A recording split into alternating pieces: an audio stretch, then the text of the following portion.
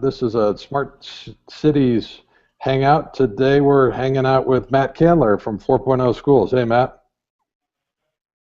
Tom, how are you? I am great. 4.0 is, I really think, the best incubator in America, and it's been super important in the sort of rebirth of New Orleans education. Tell us a little bit about 4.0 and what you do, and help people understand why it's been so important in New Orleans. Well, thanks. I appreciate the time, and you've been a huge supporter and guide in that, so you deserve some of that credit. 4.0 is 3.5 years old now, and we launched this organization in December 2010, believe it or not, in my garage. Not because we thought it was cool to be in a garage, but because we hadn't raised any money yet. And Beth Heaton and I, now Beth Heaton Sealing, we worked together at KIPP. And I convinced her to come down to New Orleans the year prior. And I had been down since 2006. And I had been working at an organization called New Schools for New Orleans, which is obviously part of your Smart Cities profile of New Orleans. And I think that what prompted the 4.0 effort was an increasing sense that we had played every card we had in the national reform deck here in New Orleans, and I think relatively effectively. I don't think you could argue with the pace of change since Katrina and the years immediately before Katrina, when the Recovery School District legislation passed. But increasingly I started to sense that, and I don't think I really understood it at that point, there was very little choice. We were throwing down everything we had in our hand, but increasingly it was another no excuses school or another better way to do the old version of school. And so in that first version of 4.0, there was a sense that someone needed to start thinking about what the future of New Orleans would be, and what the facilities, what the functions of the district, which had been essentially eviscerated and reduced down to 10% of what it used to be. At least in the short term, that early vision was a lot of that functionality is going to need to be provided by the market. And there's no vehicle right now to launch those businesses. And so that was the beginning of 4.0. And I think increasingly we have evolved, and we have settled on a really a fairly well-defined role in the ecosystem here. And that is that we create entrepreneurs. We don't create schools. We don't create startups. We create entrepreneurs. And the reason to focus on that is that we care about the experience each individual has here at 4.0. And if you spend time here, you will be provided the guidance and the coaching to go through a sequence of steps. You may not take them at the same speed, or you may skip one compared to someone else. But if you commit to being a part of this community, there is a very doable path for you to go from having a hunch about what could be better in school to being a real-life entrepreneur with your own school or startup, and you being at the helm of it, or you being in the partnership with other folks who have similar hunches as you do, and having met them in this community and been encouraged and given small amounts of support and occasionally money to go from hunch to launching a venture. And that's been really cool to, as a startup, go through that process over the last few years and settle on this very important and very discrete role that 4.0 plays. Matt, it's been interesting in the last couple of weeks to watch our friend Phyllis Lockett make this transition in Chicago. For the last 15 years, she was really in the middle of new school development in Chicago, and I'd like to think that her transition to Leap Innovation, sort of a data analytic short cycle trial shop, is symbolic of the larger shift that's going on that you in many ways started to lead a few years ago. So central to this, Matt, is that it feels like there's a mindset at 4.0 that's really important that you've I think helped infect New Orleans with this mindset. It's a lean startup, sort of iterative development. It's a different way of thinking about innovation. Talk about that mindset. Yeah, it's dumb luck on my part personally because I would say the first 15 years of my life, I spent believing that I had the answer to this problem we faced as a society, which was that school is broken.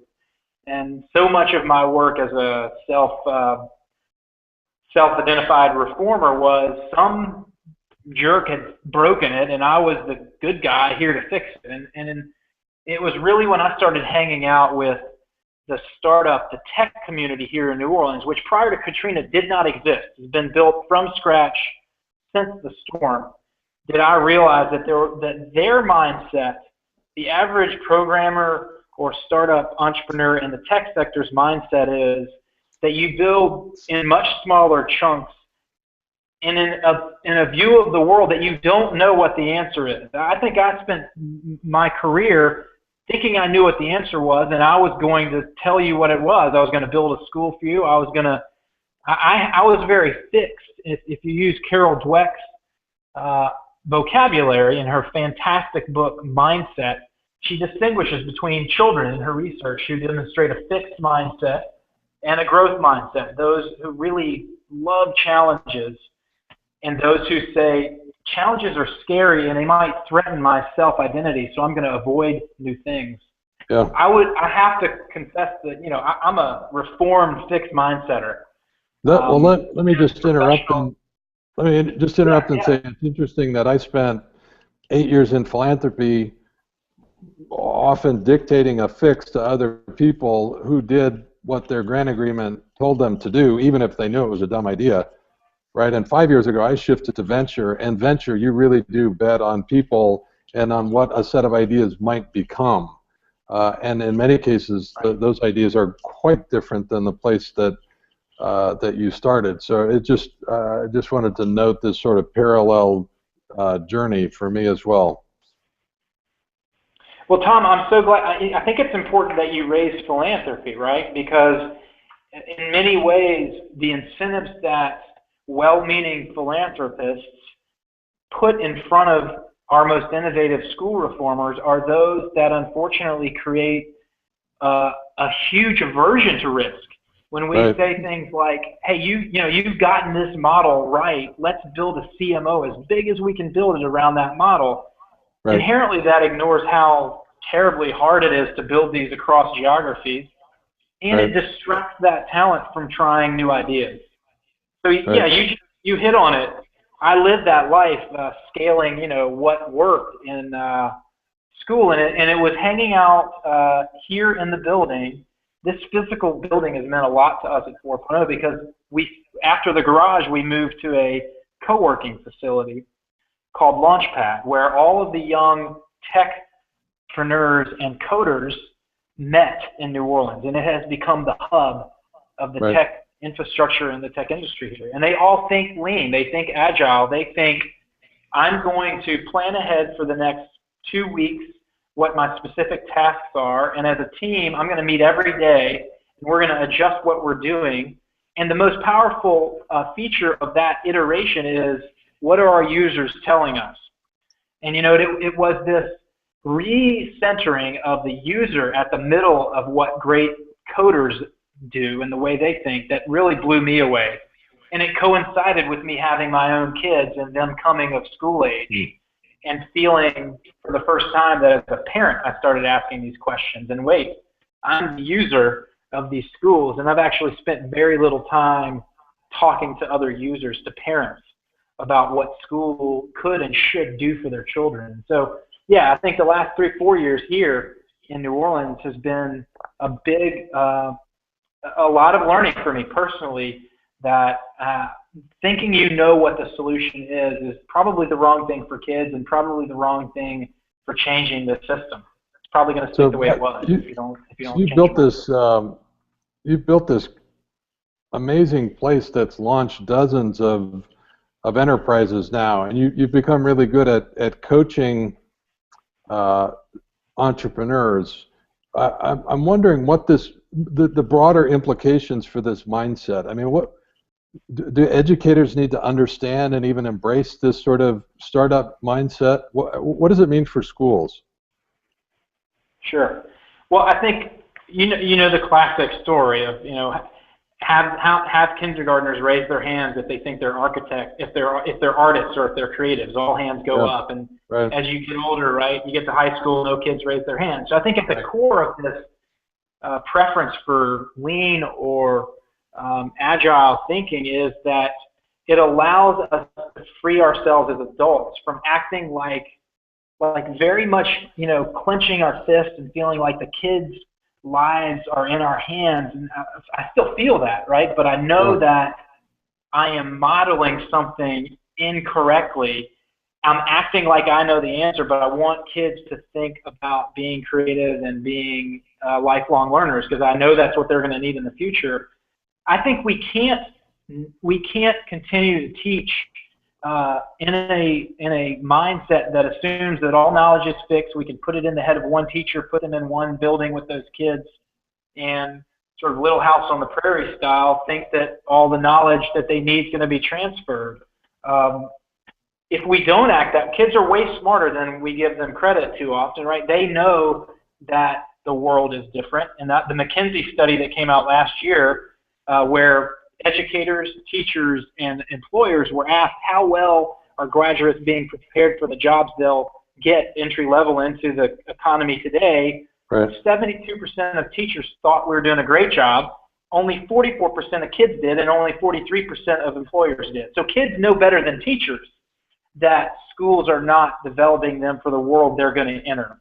And so I think it's imperative that teachers take on this mindset and find ways to be more experimental, and to use that word and not fear that word, and to make small experiments happen wherever they are. And every time we do that, kids and parents, almost to a person, are appreciative that we have said, look, we don't know the answer, and we're not going to experiment on you anymore. We're going to experiment with you.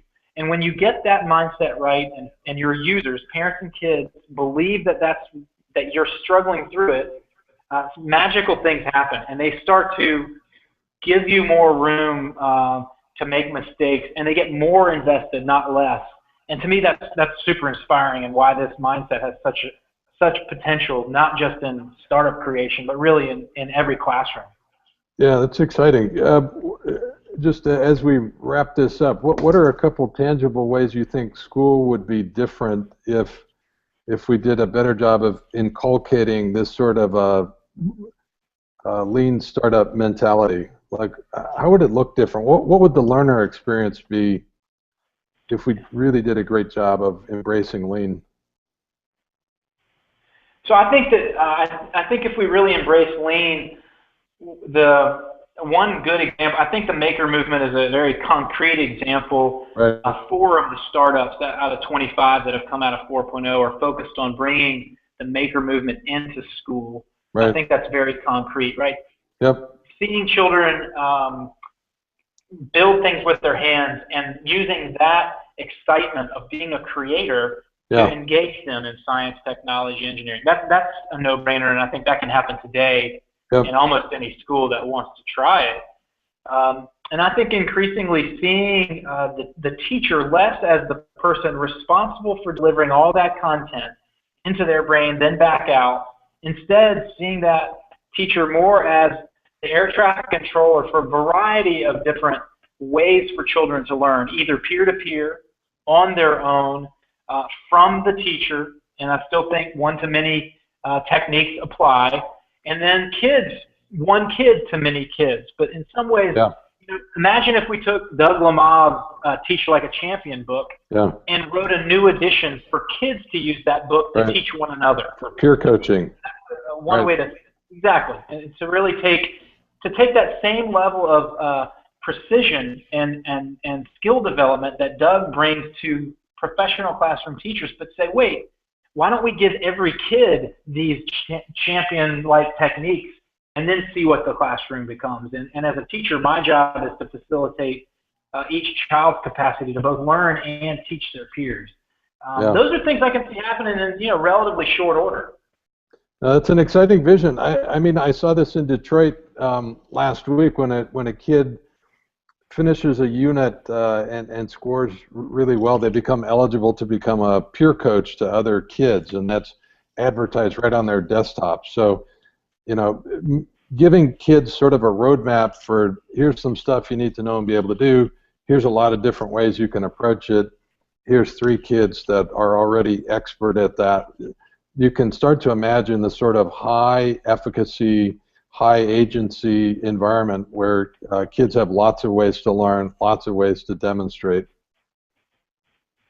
Absolutely, absolutely. And the more you unbundle, what happens, what could happen in a classroom, I think so many opportunities, right, to create an opportunity for victory, success, achievement in a child multiple times a day if you start to really unpack having them involved in that process.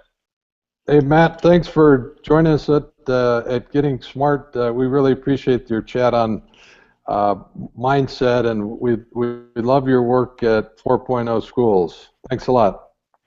Tom, thank you, Tom. Thanks for everything you guys are doing at Getting Smart. Appreciate it.